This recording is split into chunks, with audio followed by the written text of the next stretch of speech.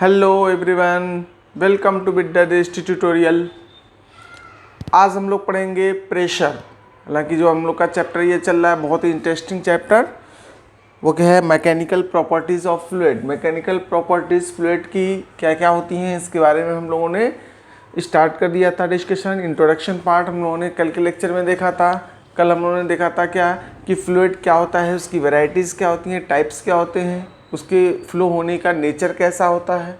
ठीक है, उसके अकॉर्डिंग फिर आगे हम लोगों ने डिस्कस किया था कि प्रेशर क्या होता है। ठीक है, यानी कि फ्लूइड पर प्रेशर एग्जर्ट होता है। अगर कोई भी प्रेशर किसी भी फ्लूइड पे कैसे एग्जर्ट करता है, फ्लूइड किसी भी सरफेस पे किस तरह का प्रेशर एग्जर्ट करता है, ये सारी चीज़ें हम लोगों ने कल के वीडियोज़ में डिस्कस किया था। ठीक है, अब आगे बात करेंगे यूनिट्स ऑफ फ्लूइड। यूनिट्स की अगर हम बात करें, units of pressure, units and dimension of pressure.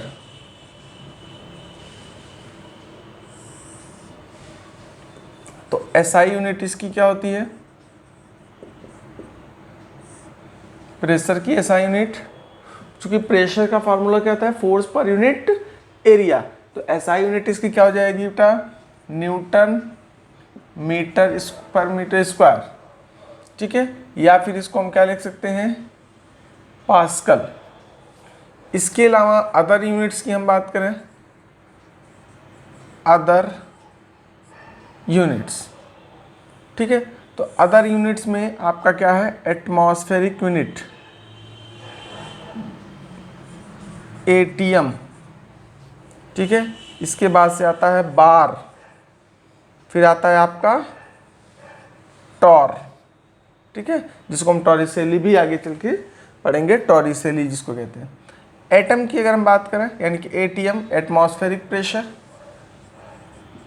Atmospheric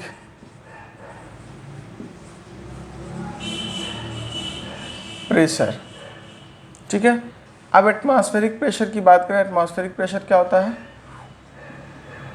1 ATM is equal to 1.013 into 10⁵ pascal होता है। ठीक है, उसी तरह से बार क्या होता है, यानी कि 1 बार की वैल्यू होती है 1 bar is equal to 10⁵ pascal.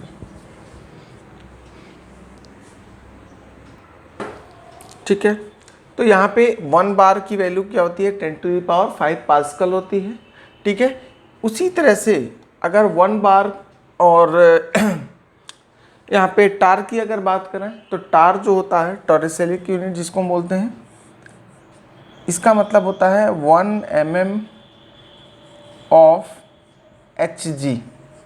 ठीक है, Hg कॉलम, मरकरी कॉलम का अगर हम 1 mm लेंगे तो ये हमारा क्या कहलाएगा, टॉर, जिसको हम टॉरिसेली भी कहते हैं बेटा। ठीक है, तो 1 टार की वैल्यू कितनी होती है, अगर 1 टार की हम बात करेंगे तो 1 टार की जो वैल्यू आपकी हो जाती है, ठीक है, 1 torr is equal to n mm of Hg, 1 mm of Hg हो जाएगा आपका। ठीक है, और इसी तरह से अगर एक एटीएम में नंबर ऑफ टॉर्स की बात करेंगे तो 1 एटीएम में होता है आपका 760 टॉर। यानी कि कहने का मतलब ये है कि 1 torr is equal to 1 mm of Hg। ठीक है, या फिर 1 एटीएम की हम बात करेंगे तो 1 एटीएम में कितना, 760 आपका बार हो जाएगा। ठीक है, सॉरी, यहाँ पे 760 टॉर होगा ना, टॉर की बात कर रहे थे, तो यहाँ पे 760 टॉर होता है। तो ये हो गई अदर यूनिट्स। यहाँ पे आप चाहो तो सीजीएस यूनिट भी लिख लो। सीजीएस यूनिट क्या होती है, सीजीएस यूनिट, तो सीजीएस यूनिट आपका न्यूटन का क्या जाएगा, डाइन, इसका क्या जाएगा, पर सेंटीमीटर स्क्वायर। इसको हम आगे चल करके कोई भी नाम दे सकते हैं, फिलहाल डाइन पर सेंटीमीटर स्क्वायर यहाँ पे इसकी सीजीएस यूनिट हो जाएगी। इसके बाद से डायमेंशंस की बात करें, अगर हम डायमेंशन की बात करेंगे, डायमेंशन, तो dimension pressure is equal to क्या होता है, force upon area. This implies dimension of pressure is equal to dimension of force. Force की डायमेंशन क्या होती है, MLT-2 अपॉन एरिया की डायमेंशन L2। तो प्रेशर की डायमेंशन क्या आ जाएगी बेटा, ML-1T-2। ठीक है, तो इस तरह से जो डायमेंशंस आपको मिलेंगे यह क्या आ जाएगा, ML-1T-2। तो ये आपका प्रेशर का डायमेंशन हो जाएगा। ठीक है, तो इतनी चीज़ें आई थिंक आपको क्लियर हो गई होगी प्रेशर। अब अगर हम इसके प्रैक्टिकल एप्लीकेशंस की बात करें, यानी कि प्रेशर का प्रैक्टिकल लाइफ में, डेली लाइफ में क्या यूज़ होता है, कहाँ पर इसको यूज़ करते हैं। ठीक है, तो सबसे पहले हम बात करेंगे a sharp knife cuts the, यानी कि जो cuts the object than blunt knife. ठीक है, यानी कि अगर कोई चीज़ ब्लंट है, ठीक है, मतलब कि उसके पास धार नहीं है, शार्पनेस नहीं है, ठीक है, तो उससे किसी भी ऑब्जेक्ट को हमें कट करना डिफिकल्ट हो जाएगा। तो वही से बेटा हम कह रहे हैं कि यहाँ पे एक शार्प अगर नाइफ आप लेते हो तो होता क्या है कि शार्प नाइफ के अंदर जो एजेस होते हैं, इसके एप्लीकेशन की हम बात करें,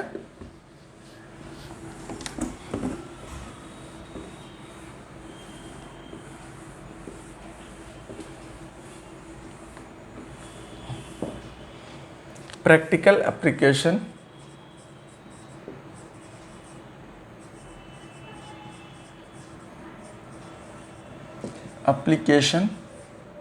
ऑफ प्रेशर। तो first one is a sharp knife cut than blunt one. ठीक है, यानी कि शार्प नाइफ से कोई भी चीज़ इजीली कट कर सकते हो। क्यों? क्योंकि अगर नाइफ शार्प होने का मतलब क्या है कि जो उसके एजेस हैं, ठीक है, उसका क्या है, एरिया बहुत स्मॉल है। जब एरिया स्मॉल है तो जब ऊपर से आप फोर्स अप्लाई करोगे तो फोर्स पर यूनिट एरिया क्या होगा, ज़्यादा हो जाएगा, यानी कि प्रेशर वहाँ पर ज़्यादा लगेगा। और जब प्रेशर ज़्यादा लगेगा तो ईजिली जो है उससे किसी भी ऑब्जेक्ट को कट कर पाओगे। ठीक है, इसी तरह से नेक्स्ट एप्लीकेशन है railway tracks are laid on wooden sleepers. Next, railway tracks are laid on wooden sleepers. यानी कि जो रेलवे ट्रैक्स होते हैं वो कहाँ पे, laid on the wooden sleepers. आपने देखा होगा जो रेलवे का ट्रैक होता है, ठीक है, जैसे कि इस तरह का आपका ये रेलवे का ट्रैक है, ठीक है, तो इसके नीचे आप देखोगे कि यहाँ पे वुडन स्लीपर्स होते हैं, ऐसे वुडन स्लीपर्स होते हैं। ऐसा क्यों होता है? क्योंकि जो वुडन स्लीपर्स रखने का मेन पर्पज़ ये होता है कि अगर मान लो, चूँकि रेलवे ट्रैक जो है यहाँ पे आप देख रहे होंगे ये बहुत पतला सा एज होता है, ठीक है, तो अगर मान लो ट्रेन इस पर चल रही होगी, इस पे चल रही होगी सिर्फ, ठीक है, तो ये ज़्यादा प्रेशर एक्सर्ट करेगी क्योंकि इसका एरिया क्या है, कम है। जब एरिया कम है तो यानी कि ट्रेन का जो लोड है, यानी कि लोड पर यूनिट एरिया जब देखेंगे तो वो प्रेशर ज़्यादा एक्सर्ट करेगा, और जब प्रेशर ज़्यादा एक्सर्ट करेगा तो ट्रेन को अर्थ के अंदर धंसने के चांसेस ज़्यादा रहेंगे। ठीक है, तो इसलिए जो रेलवे ट्रैक्स हैं, यानी कि नीचे क्या करते हैं, वुडन स्लीपर्स, चौड़े चौड़े स्लीपर्स लगा दिए जाते हैं, जिसकी वजह से क्या होगा कि जो ये इस पर लोड आ रहा है वो लोड इस पर ट्रांसमिट हो जाए, इस पर ट्रांसमिट हो जाए। तो जब इस पर ट्रांसमिट हो जाएगा तो इसका मतलब एरिया बढ़ने की वजह से, यानी कि यहाँ पे ट्रांसमिट होने का मतलब क्या है, इस पूरे एरिया पर अब लोड अप्लाई हो रहा है, यानी कि फोर्स इस पूरे एरिया पे अप्लाई हो रहा है। तो इसका मतलब फोर्स पर यूनिट एरिया आपका क्या हो जाएगा, कम हो जाएगा, क्योंकि एरिया बढ़ गया। तो एरिया बढ़ने से यानी कि प्रेशर, अर्थ पर प्रेशर जो है कम पड़ेगा, यानी कि ट्रेन के मतलब कि डिप्रेस होने के, यानी कि अंदर जो है धंसने के चांसेस बिल्कुल कम हो जाएंगे। ठीक है, तो just for the point of the safety, safety reason से जो है यहाँ पे स्लीपर्स होते हैं, वुडन स्लीपर्स पर रखे जाते हैं जो भी रेलवे ट्रैक्स होते हैं। ठीक है, इसी तरह से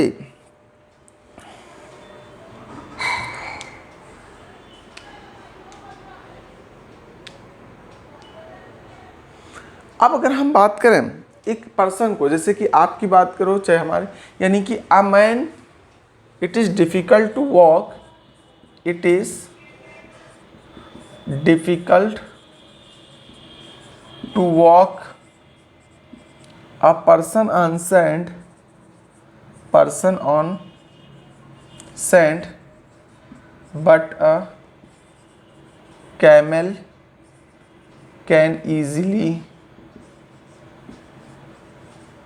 वॉक ऑन इट। ठीक है, तो अब बेटा देखो यहाँ पे कि डिफ़िकल्ट यानी कि आपके लिए सैंड पर चलना जो है ज़्यादा डिफ़िकल्ट हो जाता है, लेकिन कैमल के लिए वही चीज़ ही। हालांकि आपका वेट तो कम है कैमल की वेट से, यानी कि आप जो है बहुत कम फोर्स अप्लाई कर रहे हो, ठीक है, कैमल के कंपैरिजन में, लेकिन फिर भी जो है चल पाना यानी उस पर डिफ़िकल्ट होता है। क्यों? क्योंकि जो आपका फिट है उसका जो एरिया है, ठीक है, वो क्या होता है, कम होता है। ठीक है, लेकिन कैमल का जो मतलब फिट है वो थोड़ा सा चौड़ा होता है, जिसकी वजह से एरिया ज़्यादा होने की वजह से प्रेशर कम हो जाता है। लोड तो ज़्यादा है लेकिन उसकी वजह से ओवरऑल प्रेशर कम हो जाता है, यानी कि बहुत ज़्यादा प्रेशर नहीं लगता है, इसलिए उसका पैर जो है उसमें फंसने के चांसेस नहीं होते। यही रीज़न है। आगे जो है हम लोग बात करेंगे कि जो नेल्स होती हैं, ठीक है, नेल्स है तो उसकी जो टिप होता है, मतलब कि जो उसका मतलब एक एंड होता है जिसको हमें वॉल के अंदर इंसर्ट करनी होती है, जिस भी जहाँ पर भी हमको नेलिंग करनी है, ठीक है, तो जो हिस्सा हमें इंसर्ट करनी होती है उस हिस्से का जो टिप है वो बिल्कुल नुकीला बनाया जाता है, यानी कि पतला बनाया जाता है। नेल्स ले लो, पिन ले लो, तो हमेशा देखा होगा नुकीला बनाया जाता है। क्यों? क्योंकि नुकीला बनाने की वजह से, यानी कि अगर वहाँ पे बिल्कुल नुकीला होगा, ठीक है, तो यहाँ पर क्या होगा, प्रेशर ज़्यादा लगेगा, यानी कि यहाँ से हम थोड़ा सा भी फोर्स अप्लाई करेंगे, फोर्स अप्लाई करेंगे तो ये क्या होगा कि ये फोर्स यहाँ पर आने के बाद से बहुत लार्ज प्रेशर एक्सर्ट करेगा, मत क्योंकि यहाँ पे एरिया क्या है, कम है। ठीक है, तो फोर्स अपॉन एरिया प्रेशर होता है, तो प्रेशर यहाँ पे ज़्यादा काम करेगा, यानी कि ईजिली नेल जो है अंदर की तरफ जा पाएगी। ठीक है, इस पे बेस्ड एनसीईआरटी का एक क्वेश्चन है, देख लेते हैं। 2 thigh bones each of cross sectional area 10 centimetre square support the upper part of a human body of mass 40 kg। ठीक है, तो आइए देखते हैं एनसीईआरटी का ये क्वेश्चन नंबर है आपका, मैं बता रहा हूँ, एक सेकेंड।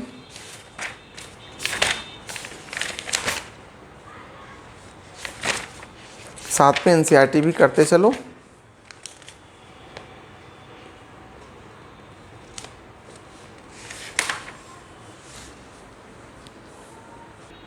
चलिए नोट डाउन कर लीजिए आप क्वेश्चन को। क्वेश्चन है the 2 thigh bones each of cross sectional area 10 centimetre square support the upper part of a human body, support the upper part of human body of mass 40 kg, of mass 40 kg, estimate the average pressure sustained by the femurs, average pressure sustained by the femurs, यानी कि जो फीमर्स हैं वो average pressure कितना sustained करेगा ये हमें बतानी है।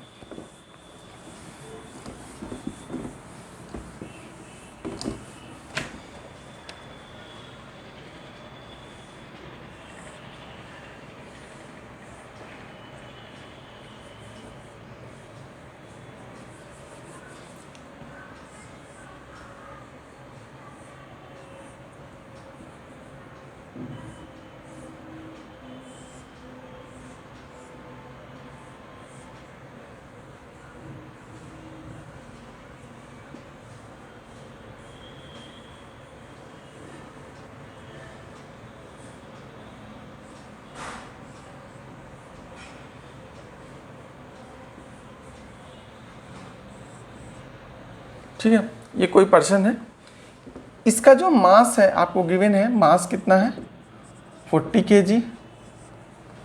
इसका जो एरिया है आपका 10⁻⁻² सेंटीमीटर स्क्वायर, ठीक है। तो एरिया 1 फीट का एरिया इतना है, तो इसका भी एरिया यही होगा 10⁻⁻² सेंटीमीटर स्क्वायर। तो टोटल एरिया की अगर हम बात करेंगे, total area is equal to 2 into this plus this करेंगे 10⁻⁻² सेंटीमीटर स्क्वायर, यानी हो जाएगा 2 इंटू 10⁻⁻² और इंटू 10⁻⁻² का होल स्क्वायर, मीटर में अगर हम कन्वर्ट करना चाहें तो। हाँ सॉरी बेटा, क्वेश्चन में यहाँ पे है आपका सिर्फ और सिर्फ 10 सेंटीमीटर स्क्वायर दे रखा, तो ये आपका हो जाएगा 2 इंटू 10 सेंटीमीटर स्क्वायर, तो ये आपका आ जाएगा 20 इंटू 10⁻⁻4 मीटर स्क्वायर। अब m ये है, तो जो भी लोड होगा इस पर, ये पर्सन जो इस पे लोड लगा रहा होगा वो कितना लोड लगा रहा होगा, m इंटू जी के इक्वल, यानी कि फोर्स हो जाएगा m into g, that is 40 into 10, that is 400 newton. Pressure अगर आपको कैलकुलेट करना है तो प्रेशर इज इक्वल टू हो जाएगा बेटा फोर्स पर यूनिट एरिया। फोर्स कितना है 400, एरिया कितना है 20 इंटू 10⁻⁻4, तो ये आ जाएगा आपका 2 से 20, ये आ जाएगा आपका 20 इंटू 10⁻4 न्यूटन पर मीटर स्क्वायर, ठीक है। या इसको हम लिख सकते हैं क्या 2 इंटू 10⁻5 न्यूटन पर मीटर स्क्वायर, या 2 इंटू 10⁻5 पास्कल, ठीक है। तो जो इस पर प्रेशर लगेगा वो कितना होगा 2 इंटू 10⁻5 पास्कल लगेगा। क्लियर।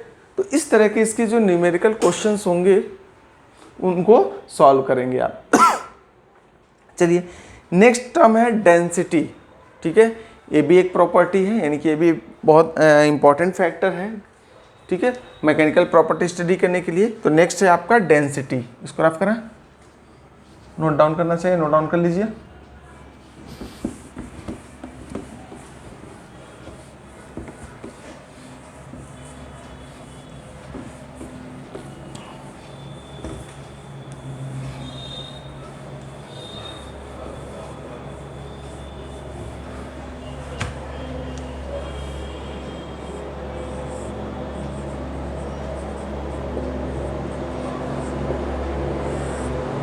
Next density. डेंसिटी का मतलब क्या होता है बेटा, डेंसिटी का सेंस है कि कोई भी चीज़ किसी पर्टिकुलर रीजन में कितना ज़्यादा डेंसली कंसंट्रेटेड है। डेंस से मतलब है, डेंसिटी का सेंस क्या है डेंस से, ठीक है। डेंस मतलब कोई भी चीज़ किसी भी एरिया में, किसी वॉल्यूम में, किसी लेंथ पर कितना ज़्यादा कंसंट्रेटेड है, तो उसको हम क्या बोलेंगे डेंसिटी, ठीक है। तो डेंसिटी की अगर हम डेफिनेशन की बात करेंगे तो ये क्या होगा कि कंसंट्रेशन पर यूनिट वॉल्यूम और पर unit area of anything is called density. ये तो एक जनरल डेफिनेशन हो गया। यहाँ पे हम बात करेंगे volume density with respect to mass, ठीक है। यानी कि डेंसिटी की अगर हम बात करेंगे तो it is defined as mass per unit area, mass per unit volume. तो मास पर यूनिट वॉल्यूम को हम क्या बोलेंगे डेंसिटी। डेंसिटी को रो से डिनोट करते हैं, रोना नहीं, ठीक है। डेंसिटी को रो से डिनोट करते हैं, तो rho is equal to mass per unit volume, ठीक है। अगर हम इसकी यूनिट की बात करेंगे, एसआई यूनिट क्या होगी, एसआई यूनिट डेंसिटी की, मास की यूनिट किलोग्राम, वॉल्यूम की मीटर, तो मीटर पर क्यूब है तो ऊपर जाएगा तो मीटर पर क्यूब ऐसे लिख लेंगे, ठीक है। ये इसकी एसआई यूनिट होगी। इसी तरह से सीजीएस यूनिट की अगर हम बात करेंगे तो सीजीएस यूनिट क्या हो जाएगी ग्राम पर सेंटीमीटर क्यूब। डायमेंशन की अगर हम बात करें, डायमेंशन, तो डायमेंशन हो जाएगा रो की जो डायमेंशन होगी उसको मास दैट इज m और इसका L-3। तो इस तरह से इसके डायमेंशंस और यूनिट्स आपको समझ में आ गए होंगे आई थिंक, ठीक है। इसके बाद से एक टर्म आता है रिलेटिव डेंसिटी, ठीक है, या स्पेसिफिक ग्रेविटी। तो रिलेटिव डेंसिटी या स्पेसिफिक ग्रेविटी क्या होता है बेटा, देख लो।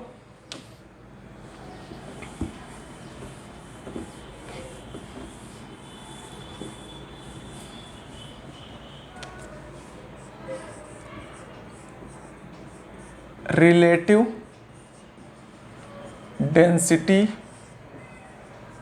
और स्पेसिफिक ग्रेविटी।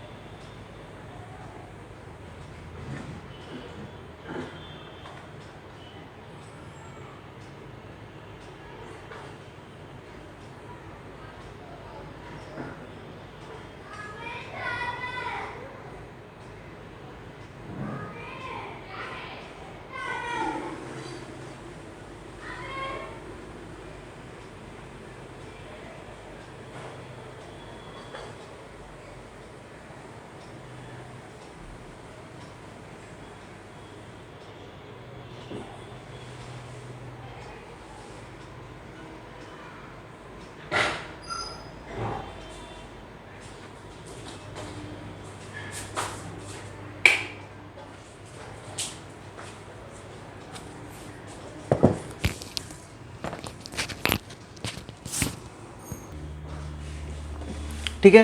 तो रिलेटिव डेंसिटी और स्पेसिफिक ग्रेविटी की अगर हम बात करें बेटा, तो रिलेटिव डेंसिटी क्या होती है, ठीक है।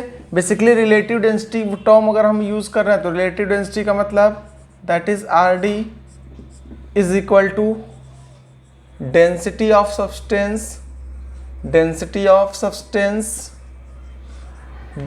Divided by density of reference object, reference substance, जिसको भी हम रेफरेंस ले रहे हैं, जिसके रिस्पेक्ट में हमें डेंसिटी निकालनी है, ठीक है, तो उसको हम यहाँ पे रखेंगे, ठीक है। तो अगर हम बात करेंगे रिलेटिव डेंसिटी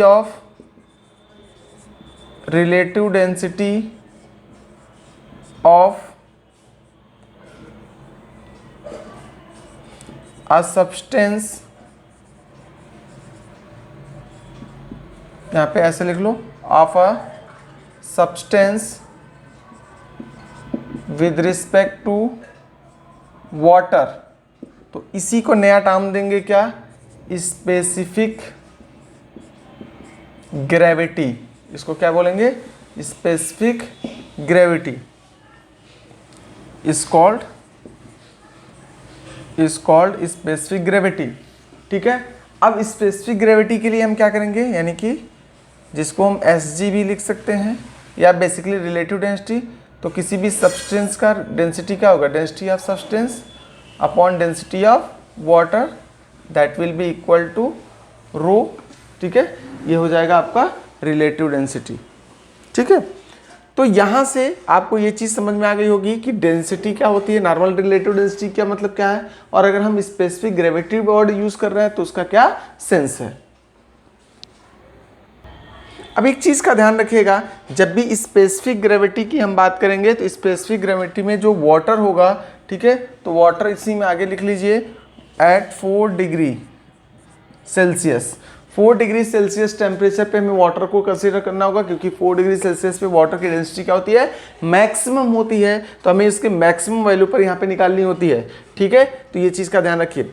अब इसी तरह से सपोज करिए कि ऑयल का अगर ऑयल की डेंसिटी है 800, लेट डेंसिटी ऑफ यहाँ पे example, let density of oil is 800 kilogram per metre cube. Calculate relative density of oil with respect to water के रिस्पेक्ट में रिलेटिव डेंसिटी आपको निकालना है। तो वाटर के रिस्पेक्ट में निकालना होगा तो क्या लिखेंगे, रिलेटिव डेंसिटी, यानी कि oil with respect to water. तो यहाँ पे हम क्या लेंगे, ऑयल की डेंसिटी 800, वाटर की डेंसिटी कितनी होती है 1000, और यहाँ से डिवाइड करेंगे तो यह आ जाएगा 0.8, ठीक है। रिलेटिव डेंसिटी की कोई यूनिट नहीं होती है, क्योंकि ये क्या है, रेशियो होता है, there is a no unit in relative density, ठीक है। तो इस तरह के क्वेश्चंस आपसे पूछे जा सकते हैं, तो आपको यहाँ पे रिलेटिव डेंसिटी किसी भी चीज़ का कैलकुलेट कर सकते हो।